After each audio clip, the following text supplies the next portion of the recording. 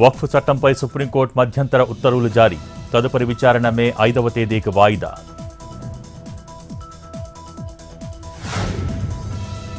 దేశమంతా వక్ఫ్ బోర్డును అడ్డం పెట్టుకుని దోచుకుంటున్నారు. కాంగ్రెస్ది కేవలం ఓటు బ్యాంకు రాజకీయమేనన్న కిషన్ రెడ్డి.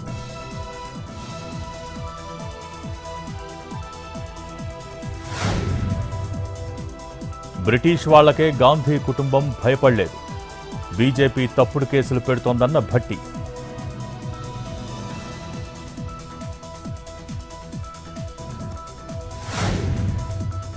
ట్యాంక్ బండ్ అంబేద్కర్ విగ్రహం వద్ద ఉద్రిక్తత. కాంగ్రెస్కు వ్యతిరేకంగా బీజేవైఎం ఆందోళన, అడ్డుకున్న పోలీసులు.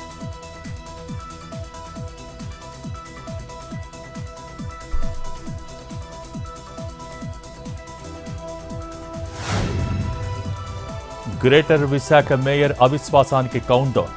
ఆఖరి 2 రోజుల పరిణామాలపై ఉత్కంఠ.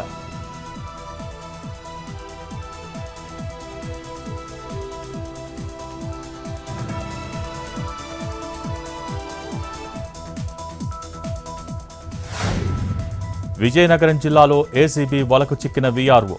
13,000 లంచం తీసుకుంటూ పట్టుబడ్డ శ్రీనివాసరావు.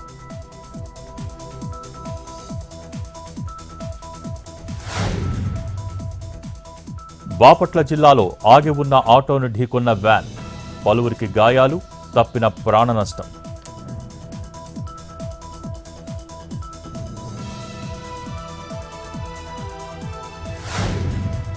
శ్రీకాకుళం జిల్లా బిత్తరబంద గిరిజన తాండాలో దొంగలు హల్చల్.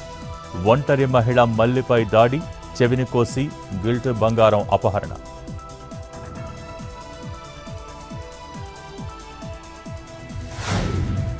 విజయనగరం జిల్లాలో సమ్మెబాట పట్టిన మెప్మా ఉద్యోగస్తులు. శ్రమకు తగిన వేతనం చెల్లించాలని డిమాండ్.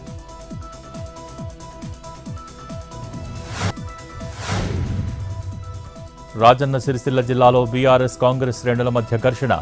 వడ్ల కొనుగోలు ప్రారంభోత్సవంలో ప్రోటోకాల్ రగడ, వాగ్వివాదం.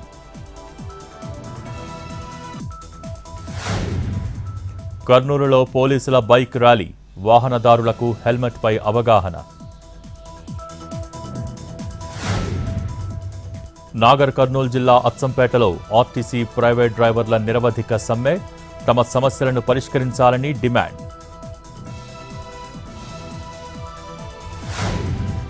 మచిలీపట్నం కృష్ణా యూనివర్సిటీలో తప్పిన పెను ప్రమాదం. అల్లూరి సీతారామరాజు ఆడిటోరియంలో కుప్పకూలిన సీలింగ్.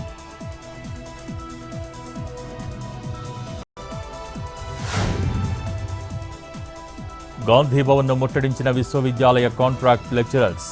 ఎన్నికల హామీ మేరకు తమను రెగ్యులర్ చేయాలని డిమాండ్.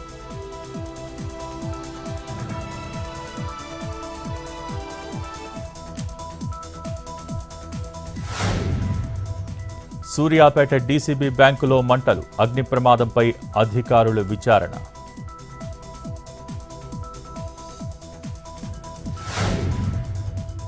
బాలీవుడ్లో మరోసారి కాస్టింగ్ కౌచ్. ఆరోపణలు.